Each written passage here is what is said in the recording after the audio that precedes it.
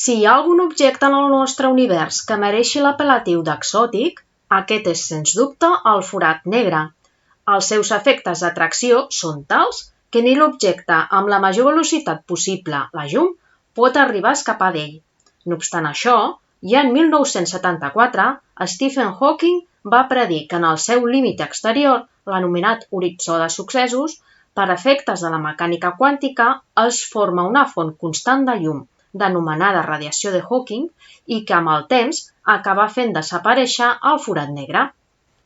Malgrat que la radiació de Hawking encara no ha estat observada, perquè amb la tecnologia actual no podem, alguns científics utilitzen l'equivalent a forats negres artificials per estudiar les propietats d'aquesta. Deixem ben clar, això sí, que no es tracta de forats negres artificials reals, sinó de confeccions experimentals que, en certa manera, es comporten igual. En el cas del que avui parlem, l'equivalent del forat negre consistia d'un grup de 8.000 àtoms de rubidi en forma gasosa, distribuïts al llarg de 0,1 mil·límetres. Aquests àtoms de rubidi es desplaçaven per un gas més ràpid del que ho feia el so en aquest, de manera que en teoria el so produït en la seva superfície no podria escapar i hauria de caure en el seu interior, igual que li passa a la llum a l'horitzó de successos del forat negre.